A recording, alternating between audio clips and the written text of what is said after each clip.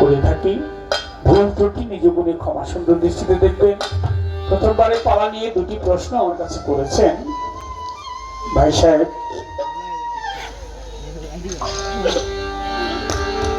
হাসরের মাঠে প্রত্যেকটি মানুষ উঠবে, কবরের মধ্যে তিনটি প্রশ্ন করবে মুনকির নকির দুই ফেরেশতা। মান রাব্বুকা ওয়া মান দিনুকা মার হাজা রাসূলু, তোমার রাসূল কে? কবরের মধ্যে দুইটি বিষয়ের জন্য বেশি বেশি মানুষকে কষ্ট দিবে। একটি বিষয় হলো যদি কোনো ব্যক্তি প্রস্রাব করে পানি ঢিলা কুলুপ না নেয়, এর জন্য কষ্ট পাবে। আরেকটি বিষয় হচ্ছে যদি কোনো ব্যক্তি চগলখড়ি করে, একজনের কথা আরেকজনের কাছে লাগাভাজি করে, বিবাদ ঘটানোর চেষ্টা করে, চগলখড়ির জন্য কবরের মধ্যে শাস্তি দেওয়া হবে বেশি বেশি। তিনটি প্রশ্ন করবে, মান রাব্বুকা ওয়া মান দিনুকা, তোমার রব কে, তোমার দিন কি, তোমার রাসূল কে। মান রাব্বুকা, রাব্বি আল্লাহ। ওয়া মান দিনুকা, আনা দিনিয়াতে ইসলাম, আমি ইসলাম ধর্মের অনুসারী মুসলমান হইল। মার হাজা রাসূলু, তোমার রাসূল কে, হুয়া রাসূল, রাসূলের একটা প্রতিচ্ছবি সামনে তুলে ধরবে, বলতে হবে ইনি আমার রাসূল। তবে লালন সাহেব আর একটা কথা বলে গেছে, যে মুর্শিদ সেই তো রাসূল, ইহাতে নাই কোনো ভুল, আবার খোদাও সে হয়। এমন কথা লালন কয় না, কথা কোরআনে কয়। বড় পীরের আব্দুল কাদের জিলানী রহমতুল্লাহ আলাইহি, যিনি আউলিয়াদের সন্তান, ভক্ত একজন মারা গেছে, কবরের মধ্যে রেখে আসছে, লোকজন চলে আসছে, কবরের মধ্যে দুই ফেরেশতা কি উপস্থিত, প্রশ্ন করেছে, মান রাব্বুকা, এই ছেলেটাকে বাবা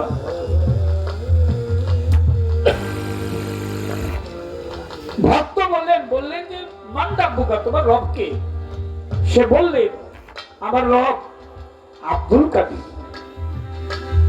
ফেরেশতারা বলে এটা তো কোনো উত্তর হলো না, ভুল। আবার হইতেও তো পারে, হয়তো ভিন্ন নামে বলছে, আল্লাহ এক নাম কাদির। দ্বিতীয় প্রশ্ন করে দেখি, দ্বিতীয় প্রশ্ন করেছে, অমান দিনুকা, তোমার দিন কি? বলে দিনও আমার আব্দুল কাদির।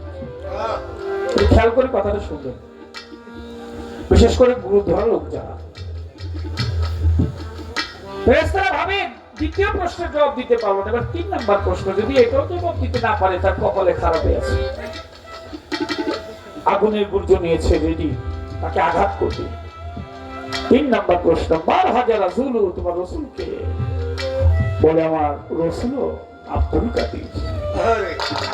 ফেরেশতারা তো মারার জন্য উপস্থিত, মারবে। আর কবরের মধ্যে থেকে ডাক দিলেন, আব্দুল কাদির, বড় পীর, আমাকে রক্ষা করো।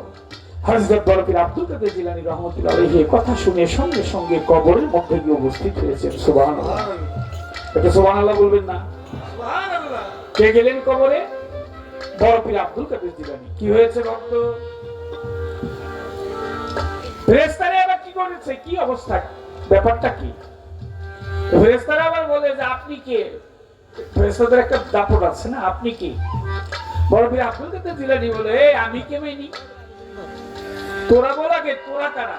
তোরা আমাকে সালাম দিলি না কেন? আমি বড় পীর আব্দুল কাদের জিলানী। ফেরেশতার কথা শুনেই মাথা নত বলে আমাদের ভুল হয়ে গেছে।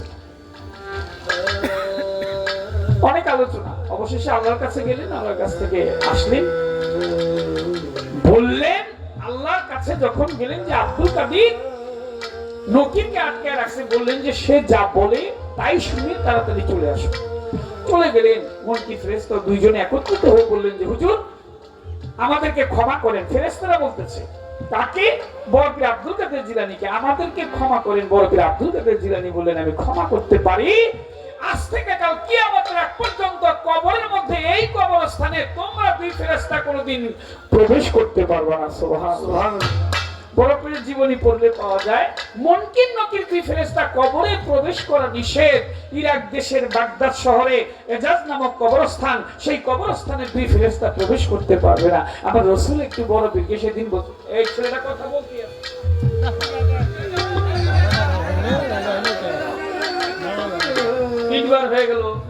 একটা কথা অসুন্দর দেখা যায় না?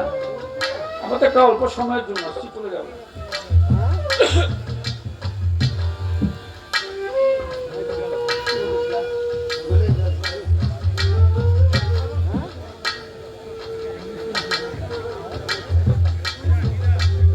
ইরাক দেশের বাগদাদ শহরের এজাজ নামক কবরস্থানে মুনকির নকির দুই ফেরেশতা প্রবেশ করা নিষেধ। আমার রাসূল মদিনা মুনাওয়ারা থেকে বললেন, আব্দুল কাদির, তুমি একটা কবরস্থান চাইলা, তুমি এই সুযোগেতে সমস্ত পৃথিবীর কবরস্থান চাইতে পারো। ফেরেশতা প্রবেশ করতে পারতো না। তাহলে এমন এমন মানুষ আছে এই পৃথিবীর বুকে, কানন ভাই, যারা ওলিয়া উলিয়া, যার নামের উপর আজকে এই পবিত্র ধর্মীয় মাহফিল, হযরত খাজা মঈনুদ্দিন চিশতি রাহমাতুল্লাহ আলাইহি। ফেরেশতার কি সাধ্য আছে? ফেরেশতা কি মানুষের বড় না ছোট? প্রশ্ন আপনাদের কাছে। আলহামদুলিল্লাহ, আপনারা সবাই জানেন ফেরেশতা মানুষের ছোট। মানুষ সর্বশ্রেষ্ঠ, ছোট মানুষ সর্বশ্রেষ্ঠ, আশরাফুল মাখলুক, সর্বশ্রেষ্ঠ গুণে গুণান্বিত মানুষকে প্রাধান্য দেওয়া হয়েছে বেশি। আপনি সেই মানুষের জন্ম নিয়ে আপনাকে শ্রেষ্ঠত্ব রক্ষা করতে হবে। আপনি যেন ফেরেশতাদের কাছে গিয়ে সেদিন লজ্জা না পান।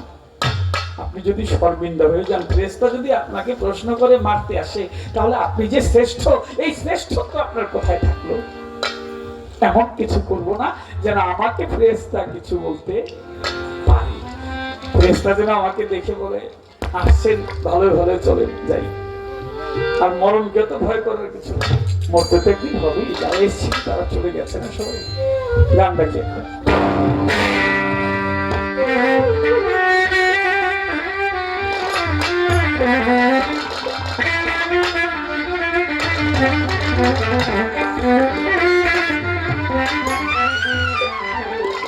তাদের লেখা একটি গান আগে রাখি। সেদিন কাজী হবে আলেম শাই, হিসাব নিবে পাই পাই।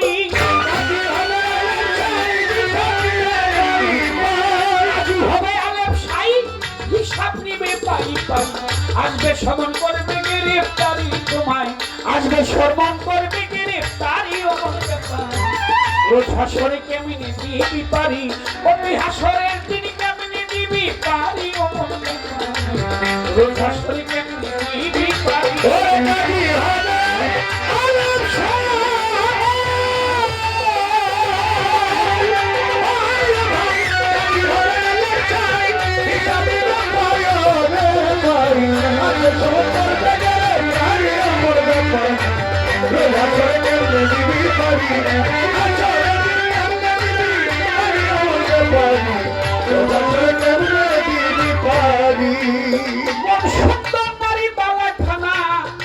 মরলে কারো সঙ্গের যায় না, থাকবে সিন্ধুক ভরা যত টাকা করি। মানুষ সিন্ধুক ভরা যত টাকা করি,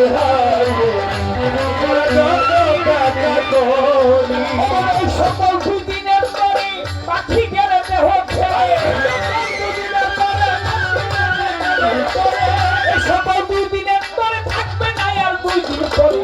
পায়ের ঘাটে করবি মরা গড়ি সেদিন, পায়ের ঘাটে করবি মরা গড়ি।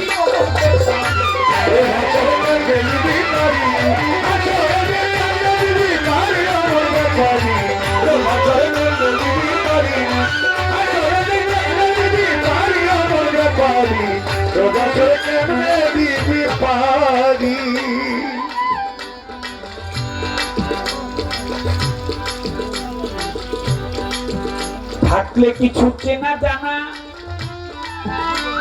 মনে থাকলে কিছু, যদি থাকে তোর চেনা জানা, তার তেমন করি লাগবে না। করলে যারা গুরুর তাবেদারি,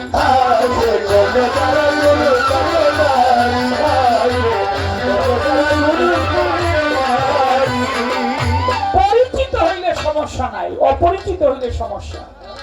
অনেকদিন আগে গানে গিয়েছিলাম সেরাইপুরের দিকে, তখন কেবল 2-1টা অডিও ক্যাসেট, এরকম ওই ফেসবুক ছিল না, ভিসিডিও ছিল না, ভিসিডিটা তারপরে আসছে। তো গানে গেছি, লোকজন তো মঞ্চে বসা, চতুর্দিকে লোকজন, আমি রাস্তা খুঁজতেছি কোন দিক দিয়ে যাবো। এক ভাইরে একটু গিয়ে বলছি, পার্টি তো চলে গেছে আগে, ওরা মিউজিক টিউজিক দিতেছে। আমি বলছি ভাই আমাকে একটু যেতে দেন, এবারে ব্যাগ করে হুতে এলাম। এটা কই একটা মারছে আমার, লাগছে বুকের মধ্যে, পাইছে একটু ব্যথা। ভাবলাম যে এই দিক দিয়ে যখন একটু মারছে অন্য দিক দিয়ে যাই, আরেক দিক দিয়ে গেছি, গিয়ে একটু ভাই আমার একটু যাইতে দেন। ওই বেড়াকে একেবারে হুতাইলাম, মানে ওই এলাকার ভাষায় হুতাইলাম। ভাবলাম যে এই বেড়া মারতে চায়। পরে কমিটির ডাক দিয়েছি, ভাই এই যেহানটা যখন তুই মারতে চাই, আমি তো মঞ্চে যাবো, তো একটু আমার নিয়ে যান। ও চৌকিদার আসছে, বাসি টাসি ফুয়ে মঞ্চে নিয়ে গেছে। এখন গান তো গাইতেছি, গান গাইলেই কি চোখটা খালি বারবার ওই দিকে যায় যেদিকতে মারছে। ব্যথা বেশি তো ওই যে হুতাইলাম, ওকে যে পুলি দিয়ে মারলে ব্যথা লাগে না। তো গান গাইলাম সারা রাত্র, সকালবেলা বাসায় আসছে আইসা মনে মনে ওই প্রতিদিন তো গানে থেকে ঘুম আসে না, মারলো কেন আমারে। অনেকক্ষণ চিন্তা ভাবনা করলাম, চিন্তা করে দেখলাম মারছে এর জন্য লোকটা আমাকে চেনে নাই। যদি চিনতো তাহলে আমারে লোকটা বলতো কি, জানেন কাজল ভাই আপনার জন্য কত লোক বসে দিয়েছে মঞ্চে যান। ও বাবা, পরিচিত লোক যদি থাকে, আপনার যদি একটা রাস্তা থাকে, আপনি যদি চেনা পরিচয় থাকেন, তার সাথে যোগাযোগ থাকে, তাহলে আপনার সমস্যা নেই। কিন্তু আপনি অপরিচিত হইলে তো উনি দিয়ে হুটালে ফেরেশতা মারবো কখন, যখন তোমার চিনে না, তখন ধরে মারতে। এবার যদি চেনা জানা থাকে, আরে থাকলে কিছু চেনা জানা তার তেমন করি লাগবে না। তবে করলো যারা গুরুর তাবেদারি, হায় রে করলো যারা গুরুর তাবেদারি, হায় রে করলো যারা গুরুর তাবেদারি। তার হইতে হাসর মিজান বলছে আমার রাসূল, হইতে হাসর মিজান বলছে আমার রাসূল, হইতে হাসর মিজান বলছে আমার রাসূল। দেওয়ান নবী হবে তোর মায়ের কান্দারি দয়াল, রাসূল হবে তোর মায়ের কান্দারি। ও বলে ওরে হাসরে কেমনে দিবি করি, হাসরে কেমনে দিবি করি, হাসরে কেমনে দিবি করি, হাসরে কেমনে দিবি করি, হাসরে কেমনে দিবি করি।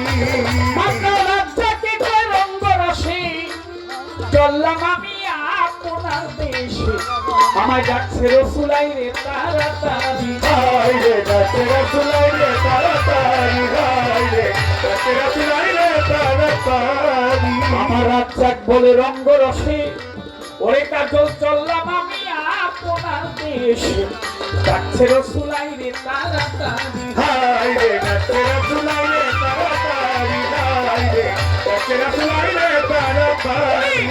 আমার শেষ বিদায়ের বেলা কৃষ্ণ বাবা,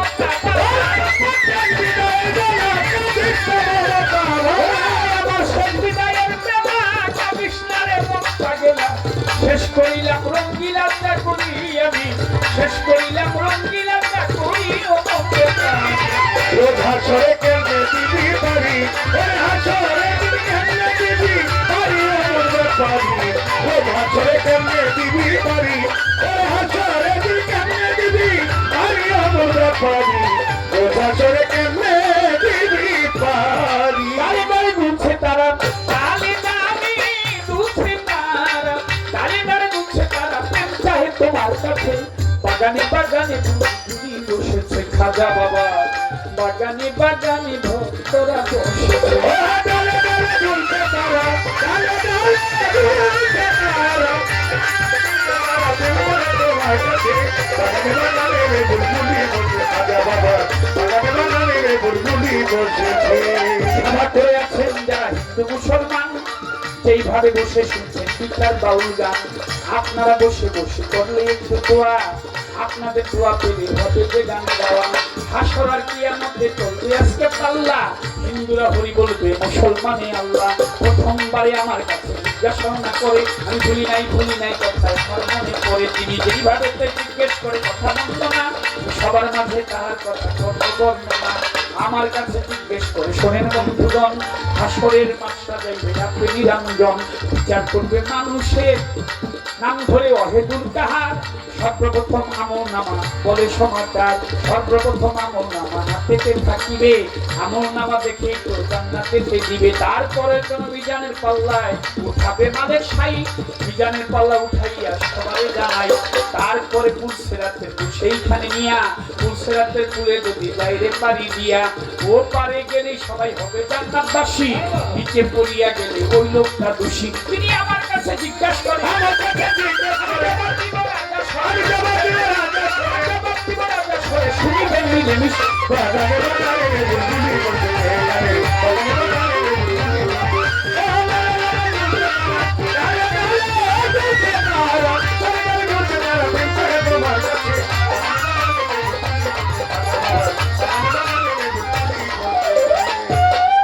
আমল নামা দেখবে মানুষের হাতে থাকবে আমল নামা, মানুষ ঊর্ধ্বমুখী হয়ে থাকবে, উপরের দিকে তাকিয়ে থাকবে। কেন?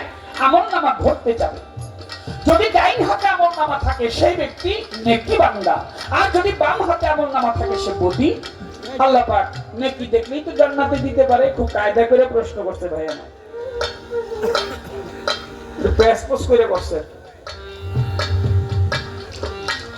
কি জান্নাতে যাইতেই পারে। এরপর আবার মিজানের পাল্লার মধ্যে উঠাবে কেন? মিজানের পাল্লা যদি নেক ভারী হয় তাহলে তো জান্নাতে দিতে পারে, তাহলে পুলসেরাতে পুড়ে যাওয়ার প্রয়োজন কি?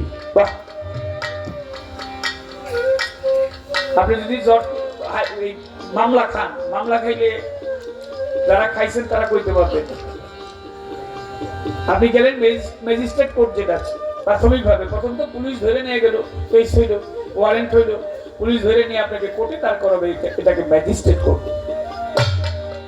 এই কোর্টে নিয়ে দাঁড় করানোর পরে যদি আপনাকে জামিন না দেয় তাহলে আপনি করতে পারবেন। কি করতে হবে? আপনি জজ কোর্টে যেতে পারবেন। জজ কোর্টে গেলে সেখানে আপনাকে জামিন দিল না, আপনি হাইকোর্টে গিয়ে আবার এটা আপিল করতে পারেন। হাইকোর্টও আপনাকে মনে করেন যে আপনাকে সাজা দিয়ে দিল, তারপর একটা ব্যবস্থা আছে, সেই ব্যবস্থা হলো সুপ্রিম কোর্ট, সর্বোচ্চ পাওয়ার। সেই পাওয়ারের মালিক হচ্ছে আমার আল্লাহ। আপনি অনেক অনেক অন্যায় করেছেন, পাপ করেছেন, কিন্তু কোন দিন যেন একটা ভালো কাজ করেছিলেন, সেই ভালো কাজের জন্য আল্লাহ পাক বলল তোর সব গুনাহ মাফ, আমি সুপ্রিম পাওয়ারের মালিক, আমি তোর ওই ভালো কাজটার জন্য খুশি হয়ে তোকে জান্নাত দান করে দিলাম।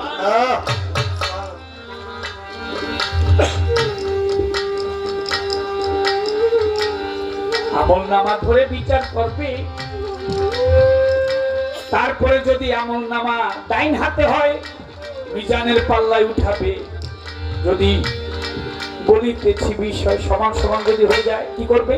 বদরের যুদ্ধে ঘোড়া, উটের লাদা, সোনা এইগুলা নিয়ে ওই নেকি ব্যক্তির আমল নামা ডাইন পাশে নিয়ে পাল্লার মধ্যে দিয়ে দেবে। কেন? যে বদরের যুদ্ধে এই ময়লা মূত্র দিয়ে এই লোকটাকে যেন আল্লাহ পাক সাপোর্ট করতেছে, আল্লাহ রাসূল সাপোর্ট করতেছে, সাপোর্ট করে এই লোকটাকে যেন জান্নাতে দেওয়া যায়। সুবহানাল্লাহ, সুবহানাল্লাহ। আল্লাহ কত রহমত, তার কঠোরতার চেয়ে তার রহমত হইল বেশি। এটাই বাস্তব, এটাই সত্য। তারপরেও যদি বিচার না পান, কিছু কিছু বিষয় আছে আপনি নেকের পাপের সমান সমান, ছোট ছোট নেকের পাপের সমান সমান। এখন আপনি মনে করেন আপনি জান্নাতে যাইবেন, কিন্তু একটা ছোটখাটো ভুল করছিলেন কি? এই যে গানের আসরে অনেক সময় দেখি, বা বাজারে গিয়া চাউল কিনতে গেছেন, চাউল কিনতে গিয়া ওই চাউল ভালো না মন্দ, টাটি নাকি শক্ত না নরম, ওইটা কয়টা মুখে দিচ্ছেন। একটা খেজুরের দোকানে গিয়ে খেজুর চাইছেন 1 কেজি 100, ওর মধ্যে একটা খায়া ফেলছেন। আপনি 100 এর দাম দিচ্ছেন, কিন্তু একটার দাম দেন নাই। এটা একটা ফাও খাওয়া। এই বেটা সিনেমা দাম দে আমার 10 টাকা, মাঝখানে 2টা লইয়া খায়া ফেলাইছেন। খায় না এরকম আছেন না? কারা কারা খান একটু হাত তুলেন দেখি।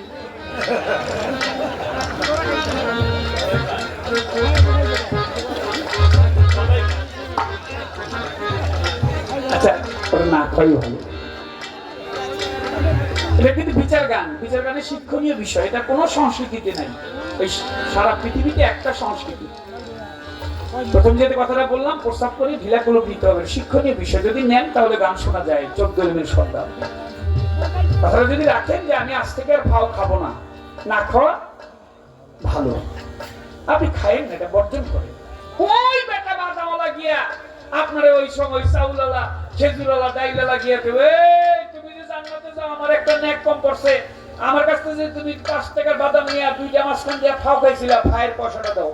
হাসরের মাঠে পয়সা পাইবেন করতে। আরে ভাই আমার তো টাকার অসুবিধা নেই, 60টা যদি দেন। ও ভাই আমার তো এক দুইটা কম পড়ছে, আমার পয়সাটা তো পয়সা করতে হবে, তবে তোমার একটা তোমার একটা নেক বেশি, আমার একটা নেক কম, তোমার নেকটা আমাকে দিয়ে দাও। সুবহানাল্লাহ। কথাটা কি বুঝতে পারলাম? এমন কোন কর্ম করব না হব বিচারের সম্মুখীন মাওলার সামনে,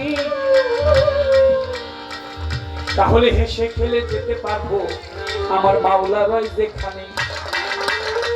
এর জন্য আল্লাহ পাকের ব্যবস্থাগুলি করবে ধাপে ধাপে, যে এর মধ্যে কি পরিমাণ নেক যদি থাকে তবু আল্লাহ পাক তাকে জান্নাতবাসী করে দিবে। অল্প করে বললাম কথা, আরো বললে বলতে পারি, সময়টা চলে যাবে তাড়াতাড়ি। আরেক কথা প্রশ্ন করে আমার দাদা ভাই বলে, পাঁচটি প্রশ্ন করবে, 50টির মধ্যে 45টি বা 5টি প্রশ্ন করবে, তার জবাব দিতে হবে। প্রত্যেকটি মানুষের সেই জবাব জানা দরকার।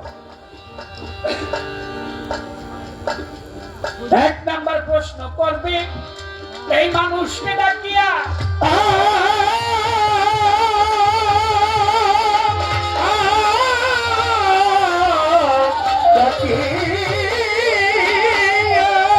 তোমাকে একটা জীবন দিয়েছিলাম, কোন পথে গিয়েছো? এই জীবনকে নিয়ে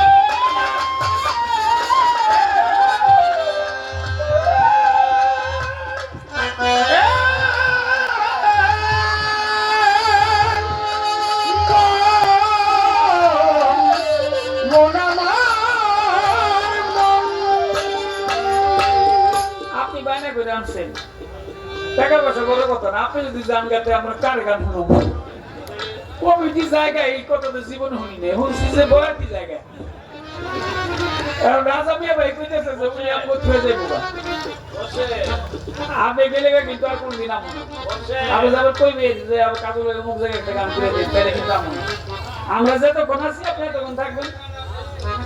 আচ্ছা হে আইনে না, আপনি গেলে গাছ কমিটি জায়গা কোন দিন আপনার কিছু কম না।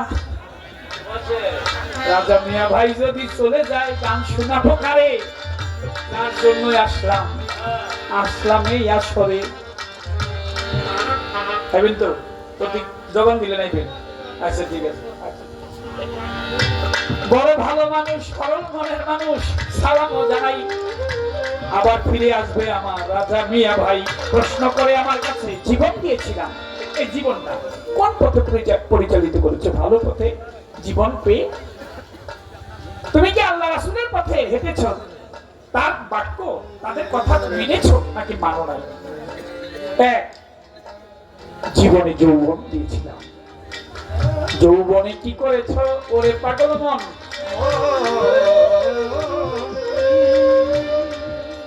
যৌবনে কি করেছ? ওরে পাগল মন, মানুষকে কষ্ট দিয়েছ জনমের মতো, মানুষকে কষ্ট দিয়েছ। ওই যে আলকামার কথা বললো, মাকে আঘাত করে যৌবন গায়ে পেয়ে, যৌবনের তাড়নায় সে বুঝে না মুরব্বীকে শ্রদ্ধা করতে হয়। আমি যদি আজকে কাউকে শ্রদ্ধা ভক্তি করি, একদিন আমিও সেই জায়গায় যাব, সেদিন হয়তো আমাকেও শ্রদ্ধা করবে।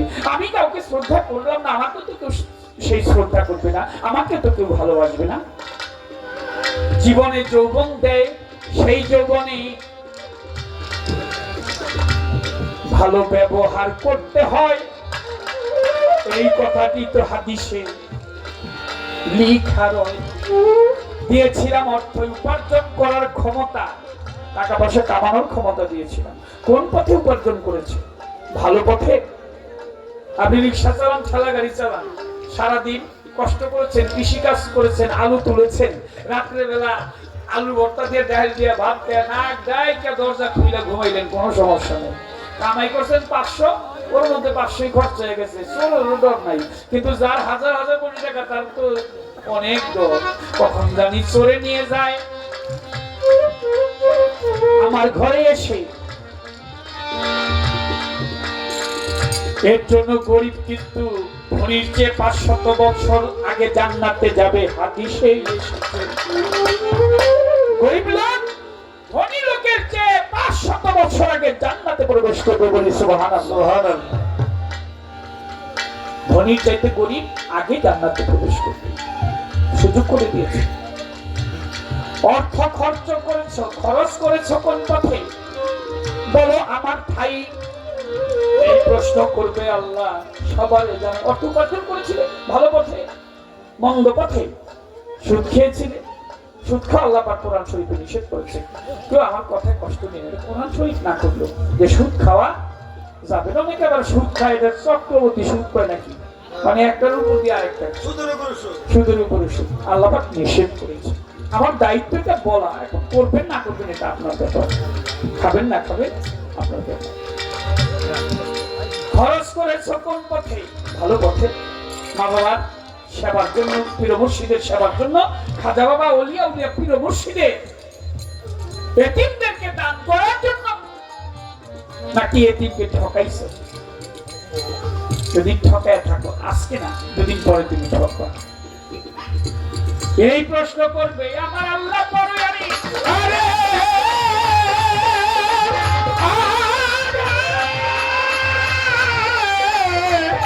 আরে জ্ঞান দিয়েছিলাম মানুষ, জ্ঞান সবার উপরে জ্ঞান দিয়েছিলাম। এই জ্ঞান দিয়ে তুমি কি করেছো?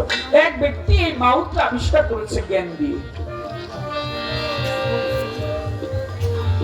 তিনি যদি আবিষ্কার না করতো, আমি কেমন আজকে আমরা এইভাবে কিন্তু গান করলে এই গ্রামের সমস্ত আশেপাশের গ্রামের লোক শুনতেছে। যিনি আবিষ্কার করেছিলেন তিনি জ্ঞান দিয়ে এটা করেছে। জ্ঞান দিয়ে অনেক কিছু করা যায়। তুমি সেই জ্ঞানটা কিভাবে ব্যবহার করেছো? তুমি কিছু রেখে যাচ্ছ তোমার জ্ঞান দিয়ে, নাকি যাওয়ার সময় শুধু আসলা আর গেলা, কোনো কিছুই তোমার দ্বারা হলো না? মানুষের কল্যাণের জন্য কিছু তোমার তুমি করতে পারো নাই, সেই মানুষটার জন্ম বৃথা চলে যায়। এই পর্যন্তই আলোচনা। এই 5টি প্রশ্ন করবে আমার আপনি নিরঞ্জন। এবার আমার ভাইয়ের কাছে থাকবে জিজ্ঞাসা।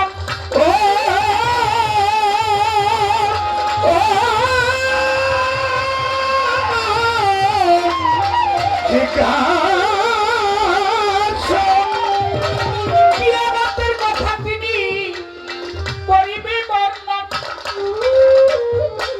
কিয়ামত করবে দুনিয়ায় আল্লাহ, কিছুই রাখবে না।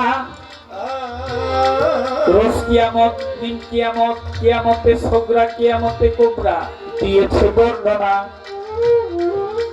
আচ্ছা ভাই ঠিক আছে, আমি প্রথম প্রশ্ন, অপরাধ করে একজনে আর পাপের ভাগীদার হয় আরেকজনে, কিয়ামতের আগ পর্যন্ত তার ঘাড়ে পাপ যাইতেই থাকে।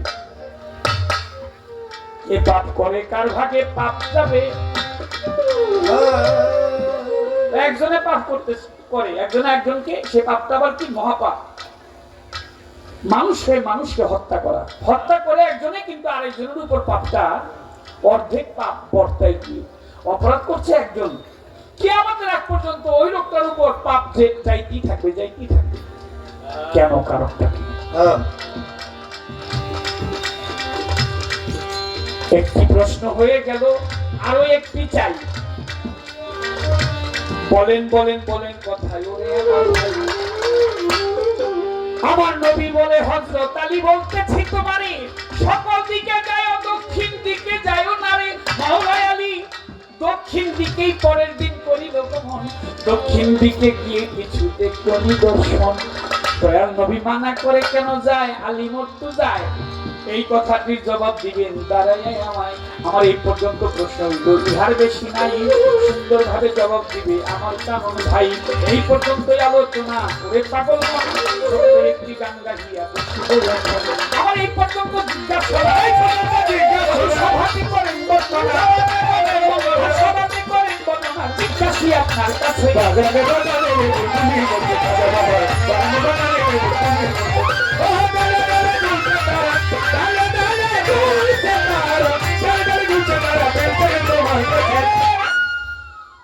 আমি যে আনি গানে যাই, হ্যাঁ মালা রাত দিয়ে যায়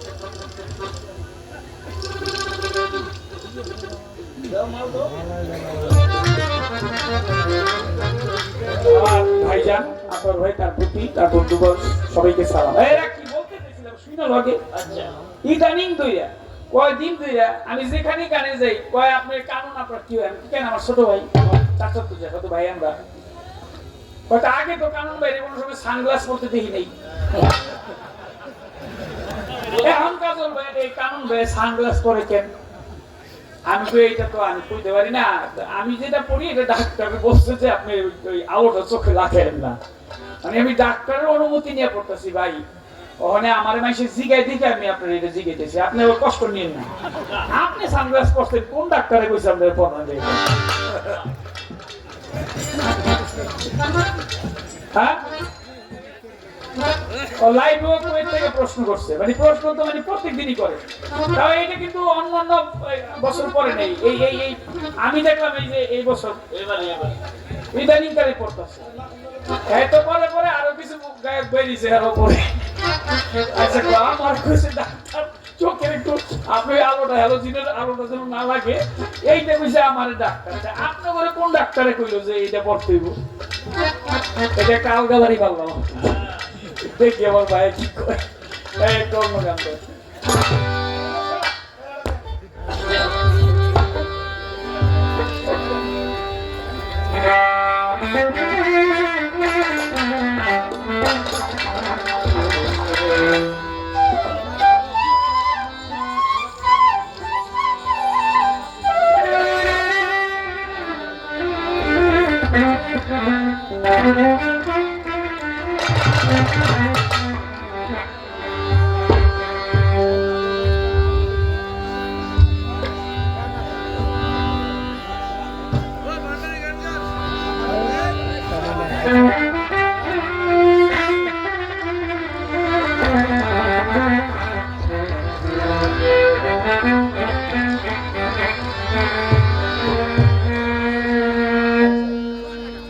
খাজা বাবা গান গিয়ে বসে যার নামের উপর আসবে অনুরোধ করেছে এ বসে খাজা বাবা গানটাই ছোট করে গাই তার পরবর্তী দেখি কি হয়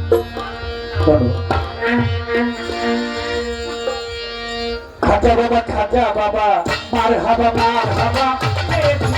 নবীর গুণগান খাজা বাবা মার হাবা কে ছিলেন নবীর গুণগান খাজা বাবা মার হাবা কে ছিল নবীর গুণগান খাজা বাবা মার হাবা কে ছিল নবীর গুণগান আমার বড় তুমি তাকিয়া কয় খাজারে তোমার বদন কেমন এত ইমরান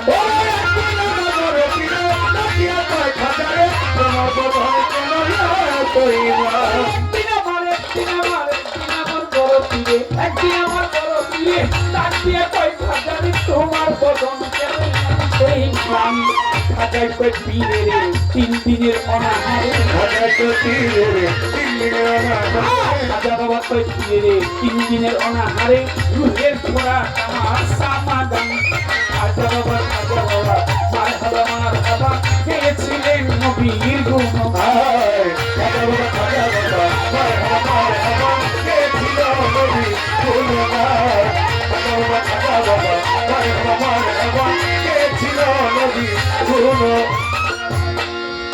আমার খাজা বাবা গান তুমি পীর নাচে তালে তালে আরো নাচে আল্লাহ জমিনাশ খাজা বাবা গান তুমি পীর নাচে তালে তালে আরো নাচে আল্লাহ জমিনাশ খাজা জি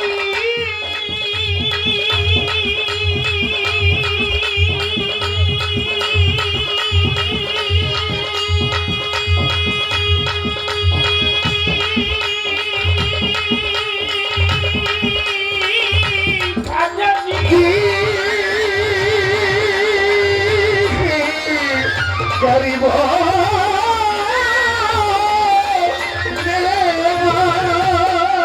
আমার খাজা বাবা গান তুমি কি নাচে তালে তালে আরো নাচে আল্লাহ জমিন আসমান পীরে কয় আল্লাহ লা ইলাহা ইল্লাল্লাহ পীরে কয় আল্লাহ লা ইলাহা ইল্লাল্লাহ পীরে কয় আল্লাহ লা ইলাহা ইল্লাল্লাহ হয়ে যায় খানা পিল্লা রাহে কুরবান খাজা বাবা মার হাবা কে ছিলেন নবীর গুণগান খাজা বাবা মার হাবা কে ছিল নবীর গুণগান খাজা বাবা মার হাবা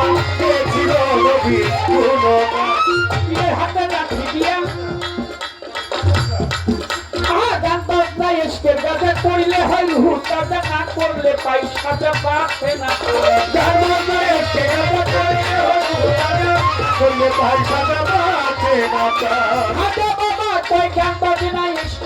করলে হয় রুহু তাজা না করলে পয়সা পাচ্ছে না ফিরে কয় হাজারে গান গে শোনা মোরে ফিরে কয়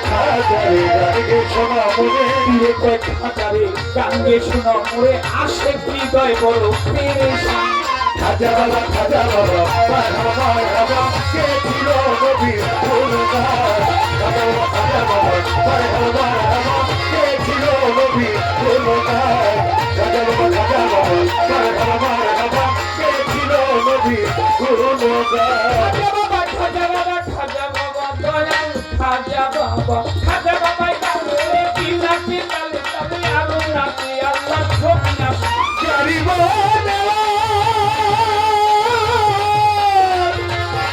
আমার খাজা বাবা জারিব খাজা জি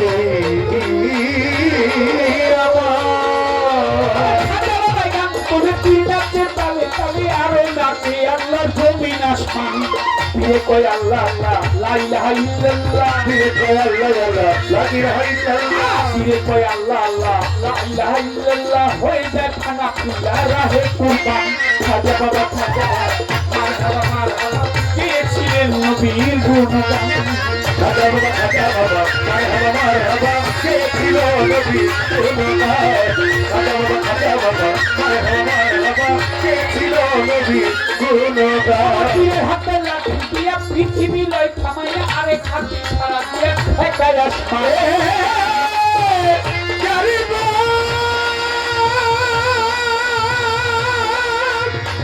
আমার খাজা